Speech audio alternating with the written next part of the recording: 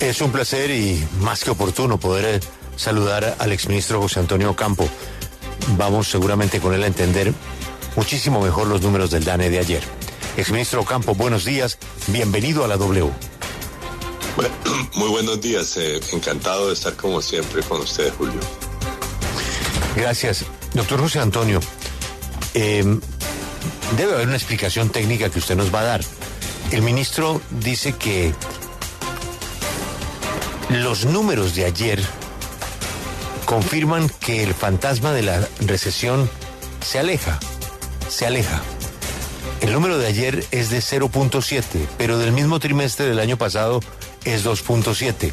Sé que la recesión hay que medirla por 2 trimestres negativos y afortunadamente eso no está pasando. Pero usted tiene la misma tranquilidad del ministro, al menos en el tema de el fantasma de la recesión. Sí, bueno, la recesión no se dio, digámoslo, como usted dice, la definición son 2 trimestres negativos consecutivos, ¿no? Pero lo que sí está muy débil es la reactivación. Y de hecho los números que ayer dio a conocer el DANE mostraron que marzo fue bastante negativo. Y debo decir también eso se refleja en encuestas de opinión de Desarrollo de la Vivienda. Para mí ese fue el dato curiosamente más preocupante, porque en realidad enero y febrero habían sido más positivos. En marzo sí fue muy negativo, y sobre todo si ve la caída de la producción industrial me pareció particularmente preocupante. Doctor Ocampo, como decía Alberto Casas esta mañana, este país llegó a que todos los problemas tienen solo 2 explicaciones. O la culpa es del gobierno, especialmente del presidente, o la culpa es de los enemigos del gobierno y del famoso golpe blando. Pero el gobierno dio una explicación. Es que los sectores de la economía que a usted le preocupan están muy afectados por el tema de las tasas de interés. ¿Qué relación hay del problema de producción, de crecimiento de la producción en los sectores que usted menciona, la construcción, los textiles, lo que está pasando con Ecopetrol, bueno, en fin, todas las cosas que decrecieron de manera importante, las exportaciones? ¿Qué relación tiene eso con la tasa de interés? Bueno, algunas no tienen ninguna relación. Por ejemplo, usted menciona al final las exportaciones. Las exportaciones cayeron en el primer trimestre del año, pero fue en realidad por la baja de los precios de productos básicos. Por ejemplo, la baja muy importante en el precio del café, el hecho de que el petróleo, el carbón, el petróleo no se comportó bien. Hay varios otros productos que no se comportaron, y el hecho de que las exportaciones no tradicionales crecieron muy poco para reemplazar, digamos, esa caída en el valor de las exportaciones de los productos tradicionales, ¿no? Pero bueno, hay otros elementos que tampoco son culpa de la tasa de interés. Un tema que sigue siendo recurrente es la baja ejecución presupuestal por parte del gobierno, que tiene que acelerarse y que es crítica, por ejemplo, en algunos programas, por ejemplo, el programa de vivienda. En los programas del sector agropecuario, la ejecución del Ministerio de Agricultura es casi que uno podría decir vergonzosa. Ahora, la tasa de interés sí es importante para la inversión, y porque, digamos, le reduce los recursos a la gente, digamos, para comprar en general, ¿no? Para el consumo. Entonces, sí afecta por ese lado, por el lado de la demanda de inversión en particular, pero también en la demanda, digamos, de bienes durables por parte de los consumidores, ¿no? Eso sí tiene un efecto negativo en ese sector. Exministro, usted acaba de usar una palabra muy fuerte, vergonzosa, en materia de ejecución en el rubro al que usted hizo referencia. Y cuando se usa la palabra vergonzosa, pues hay una responsabilidad del gobierno. En este caso, para no entrar con los señalamientos de un lado y del otro, técnicamente, para retirar la palabra vergonzoso, ¿qué hay que hacer? Bueno, no sé si la palabra fue muy dura, pero sí me parece que es eso. Además, debo decir, yo fui ministro de Agricultura, entonces me parece un sector muy importante. Y le debo decir un tema adicional. Digamos, uno de los temas, incluso que el presidente mismo estaba mencionando, es el tema de la falta de ejecución de la reforma agraria. Bueno, cuando yo todavía estaba en el gobierno, le pusimos una gran cantidad de recursos a la compra de tierras por parte de la Agencia Nacional de Tierras, ¿no? Para precisamente llevar a cabo los programas de reforma agraria.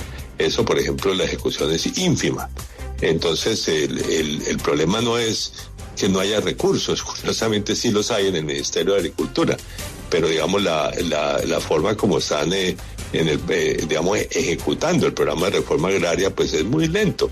Y entonces al presidente hay que decirle, también trabaje con el Ministerio de Agricultura para que acelere, porque los recursos están allí. Entonces el porcentaje de ejecución del Ministerio de Agricultura es muy bajo, entre otras cosas, por estos programas de reforma agraria que se han ejecutado muy lentamente. Exministro, precisamente se habla que los resultados que vimos con el PIB podrían estar relacionados no solamente por el tema del consumo, que las familias pues están consumiendo menos, pero quiero preguntarle también si de alguna manera influyó no solamente el fenómeno del Niño para alguno de estos ítems que mide precisamente el DANE para dar esta cifra, y si también influye el hecho de que la Semana Santa se hubiera registrado para marzo y no para abril como en otras ocasiones. Bueno, francamente no creo que la Semana Santa tenga mucha relevancia realmente, pero digamos los efectos climatológicos, curiosamente, pues si algún sector deberían afectar es al sector agropecuario. El sector agropecuario no, hasta ahora, va relativamente bien. Exministro, la CEPAL, el Banco Mundial y el Banco Mundial aseguran que este año el crecimiento económico en Colombia será del 1,3%, mientras el Fondo Monetario Internacional estima un crecimiento del 1,1% y la OCDE dice que será del 1,2%, teniendo en cuenta también que todos ellos ajustaron esas previsiones, ¿no? ¿Usted en cuánto cree que va a quedar ese crecimiento finalmente? Bueno, yo creo que puede estar por allí, pero yo soy curiosamente un poco más optimista. Yo creo que ellos teman en el 1,5% o incluso un poco más. Entonces yo creo que yo espero realmente que ya el segundo trimestre muestre señales mucho más claras de reactivación y realmente espero que el Banco de la República comience a bajar las tasas de interés más rápidamente, porque creo que es posible bajarlas más rápidamente y que el gobierno acelere la ejecución. Más aún, yo creo que podría ser interesante para, en la política de reactivación, poner en marcha algunos programas específicos, ya sea de vivienda, como se ha hecho en el pasado, o unos programas de empleo de emergencia, ¿no?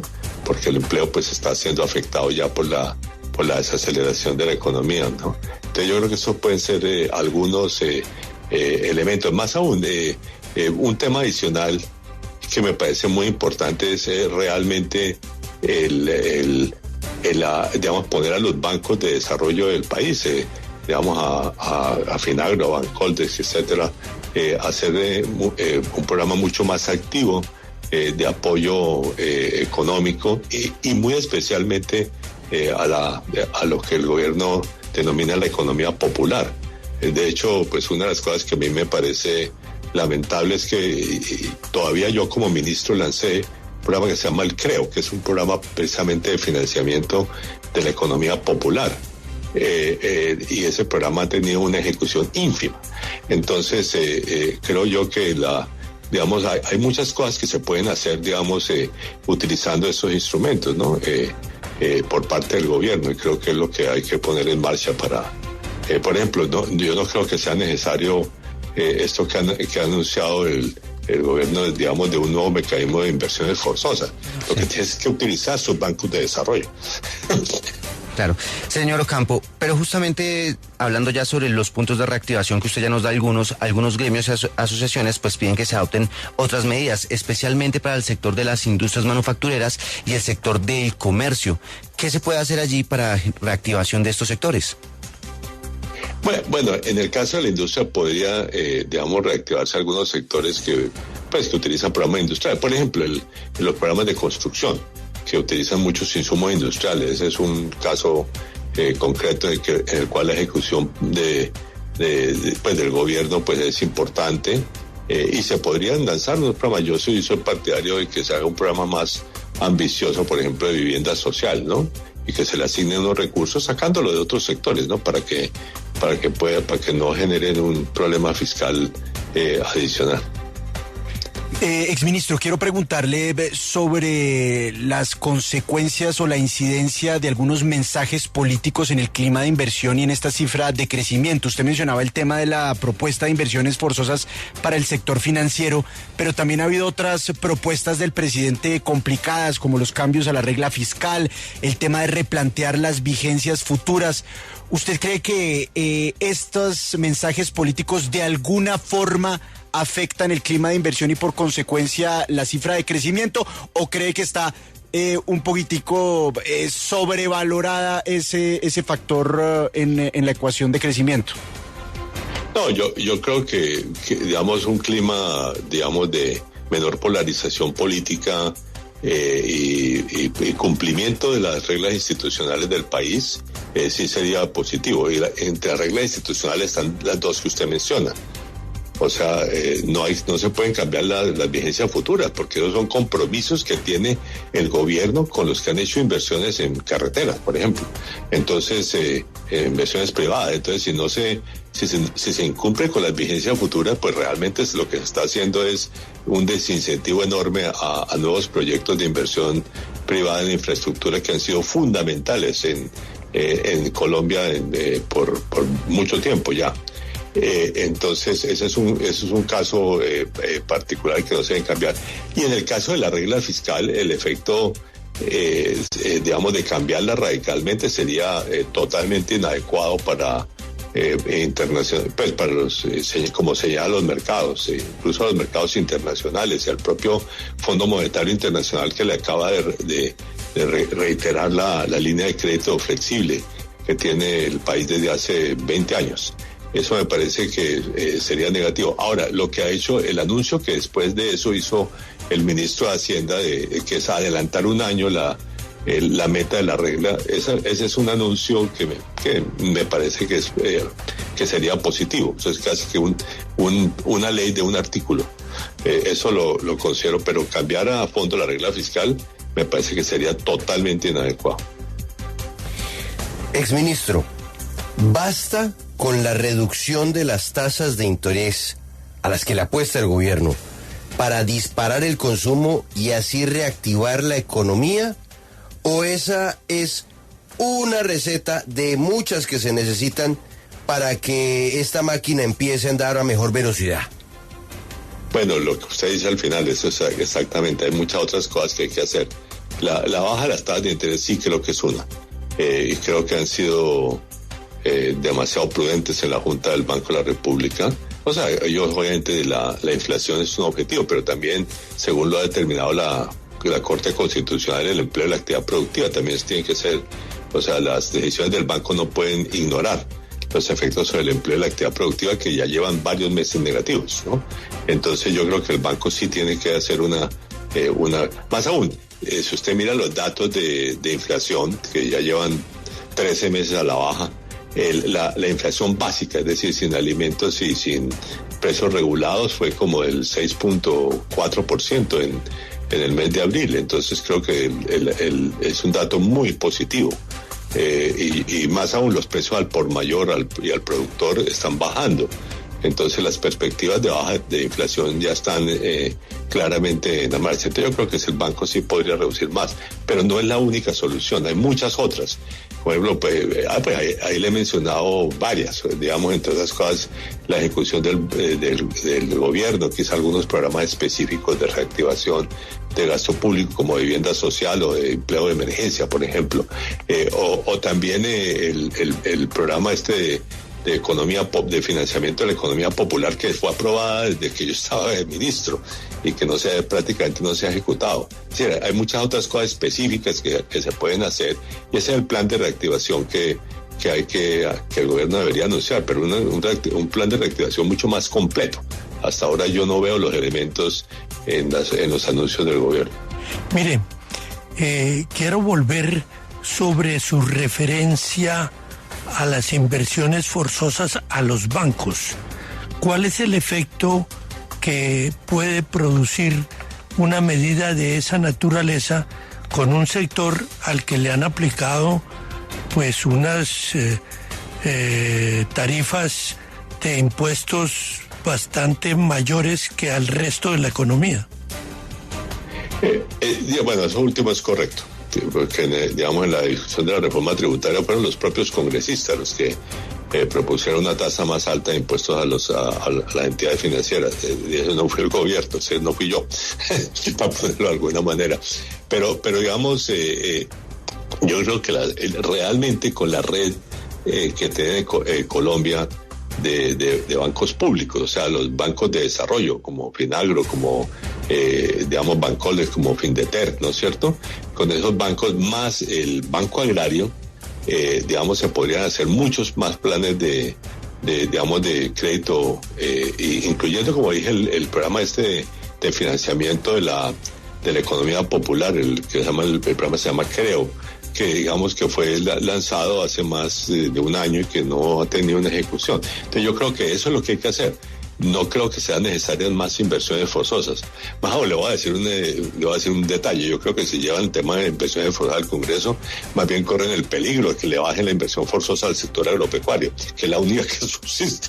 Entonces no creo que sea una buena idea del gobierno lanzarse con una ley de inversiones forzosas. Pero la inversión forzosa encarece el crédito y eso dispara la inflación. No. Yo creo que la única que hay ahora, que es la del sector agropecuario, son básicamente recursos que digamos se le asignan los bancos tienen una obligación de poner una proporción mínima de sus créditos en el sector agropecuario, y si no tienen que comprar estos títulos de Finagro, que además Finagro entonces después los canaliza como crédito. Entonces no es un mecanismo que eleve significativamente el costo del crédito.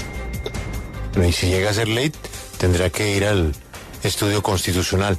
Doctor Ocampo, muchas gracias por atendernos. Ha sido usted muy amable.